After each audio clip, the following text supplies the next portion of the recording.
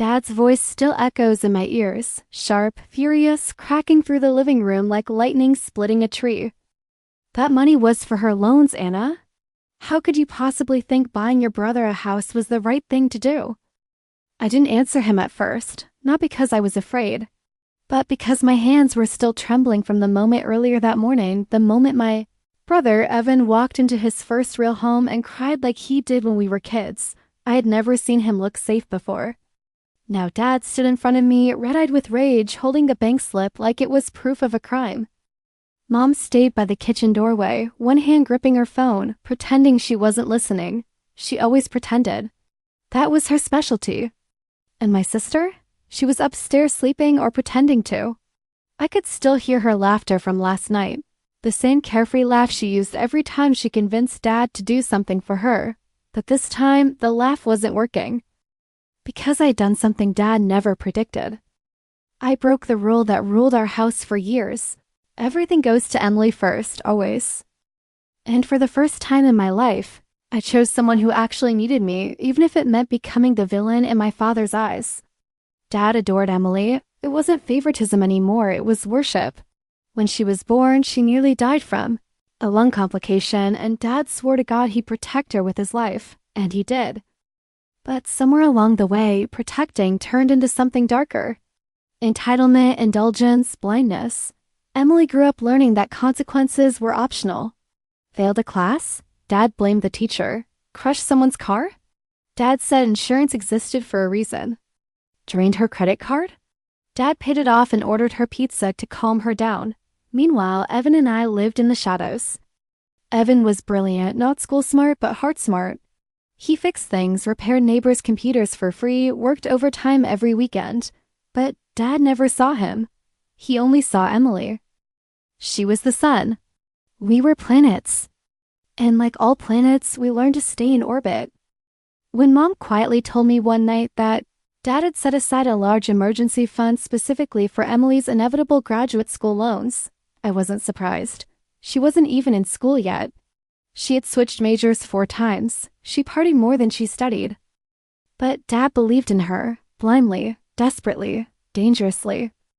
Then everything changed the night Evan came home bleeding. He had been jumped outside his apartment not because he had enemies, but because his neighborhood was simply unsafe. Cheap rent, cracked walls, rusted blocks, a landlord who didn't care. I patched him up. He apologized for being a burden. My heart broke. He worked so hard, asked for nothing, and still got the worst. That night, I made a decision I never thought I'd make. I was going to save him, even if Dad hated me for it. The idea came suddenly, like lightning, fast and impossible to ignore.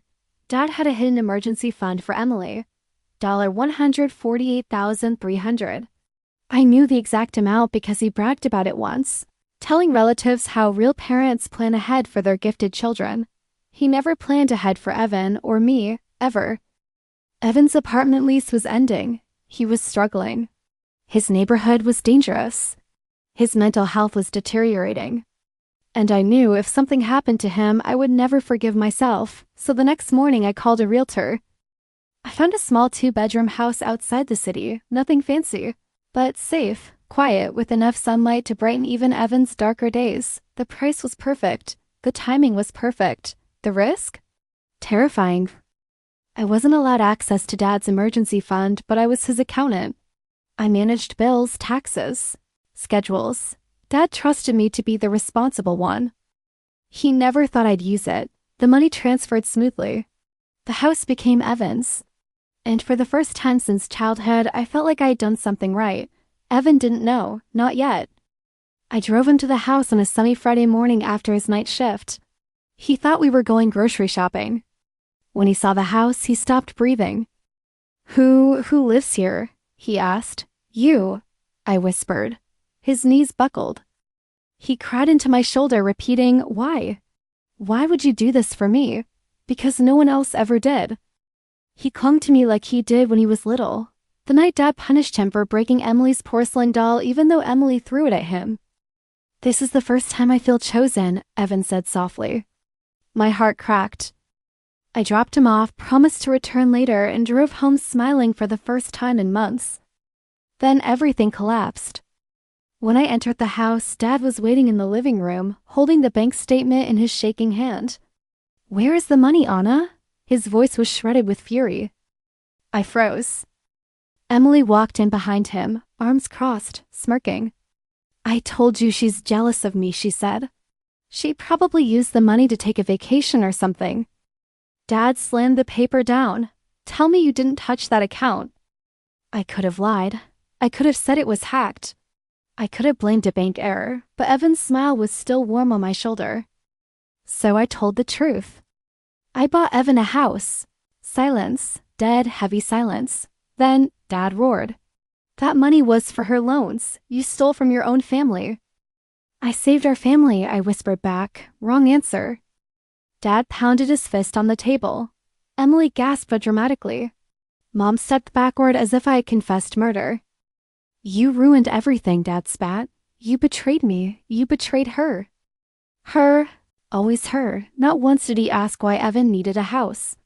Not once did he ask if Evan was okay. He only asked one thing. "Did he manipulate you into doing this?" That hurt more than the yelling.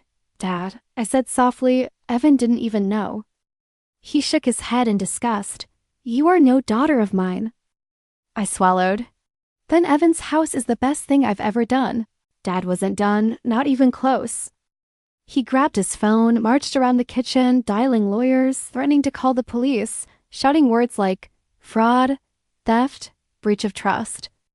Emily stood behind him, smirking like a villain in training. Mom whispered, "Anna, why couldn't you just follow the plan?" Follow the plan, always. Their plan. Never mine. "Dad," I said, stepping forward, "listen to me."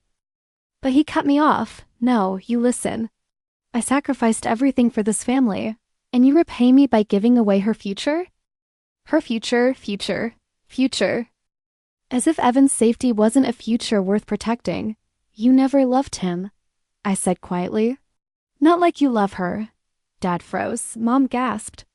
Emily's smirk disappeared. Then the storm erupted. Dad slammed his hand against the wall, shouting, "Don't you dare speak like you know anything." But I did know. I knew everything.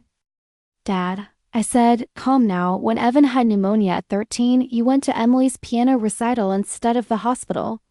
He stiffened. "When Evan graduated with honors, you didn't come because Emily might win an award. She didn't." Emily opened her mouth.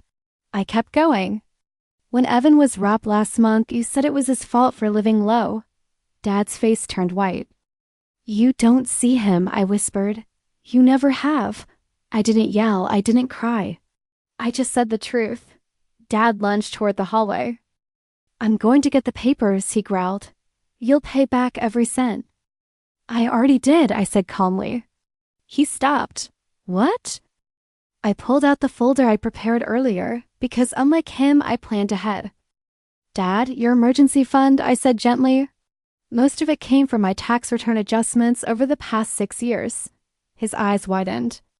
"You didn't save that money," I continued. "I did." Silence.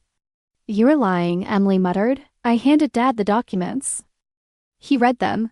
His hands began to shake. Every number was there. Every year I had quietly rerouted my own returns to pad the account he claimed was for Emily. I waited. Finally, Dad whispered, Why would you do that?" "Because this family needed it," I said. "Because I thought maybe, just maybe, it would make you proud." His jaw loosened. He sank into the chair. Emily rushed forward. "Dad, she forged those." "Look at her, she's trying to turn you against me." Dad didn't answer. He opened the second envelope, the one showing Evan's hospital records, the police report from his neighborhood, the photos of his injuries, the unsafe conditions of his apartment. His hands trembled. "Why didn't he tell me?"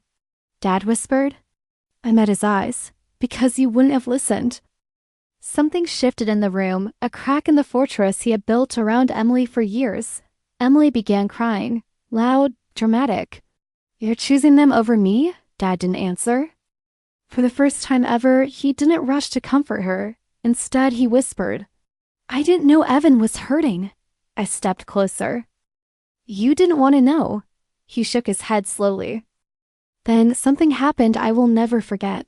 Dad started crying, real tears, not anger tears. Not frustration tears, grief tears. I thought I was protecting the weakest one, he whispered. I didn't realize I was protecting the strongest and abandoning the one who needed me most. Emily's face twisted in horror. She stormed out, slamming the door. Mom followed. The house grew quiet. Dad wiped his face, looked at me. Is he safe? He whispered. Yes, I said softly. He's finally safe. Dad nodded slowly, as if learning how to be a father again. Take me to see his house, he said. Evan didn't know Dad was coming. When we arrived, he opened the door cautiously, then froze when he saw who stood behind me. Dad? He whispered. Dad stepped forward slowly. I heard this is your new home, he said. Evan blinked.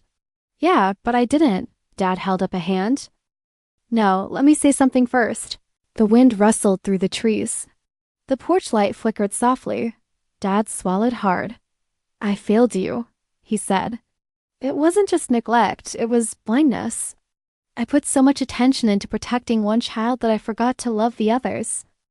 Evan stood still. He didn't trust the moment, neither did I. Dad's voice cracked. I know I can't fix the past. I know I don't deserve forgiveness yet, but if you let me, I want to try. Evan's eyes filled with tears. Dad, I never wanted anything from you, he whispered. I just wanted to matter. Dad stepped forward and pulled him into the first hug they'd shared in years. Evan shook with silent sobs. And for the first time in my entire life, Dad cried for the right child. Months passed. Emily didn't speak to us for a while. She moved out, angry that the son of Dad's universe had shifted. Mom went to therapy. Dad joined her. He apologized again, properly this time, not with excuses, but with actions. He visited Evan weekly, helped repair the house, started seeing him. Seeing us. The emergency fund was gone. But something better began to grow. Balance, honesty, family. Evan finally started smiling again. I moved closer to him so we could have dinners together. And though healing wasn't fast or easy, it was real. One evening, as Dad and I stood on Evan's porch after dinner, he said, You gave your brother a house, Anna. But you also gave us a chance to rebuild our family. I didn't answer. I just looked at Evan laughing in the doorway, whole, safe, finally chosen. And for the first time in my life, I felt chosen too.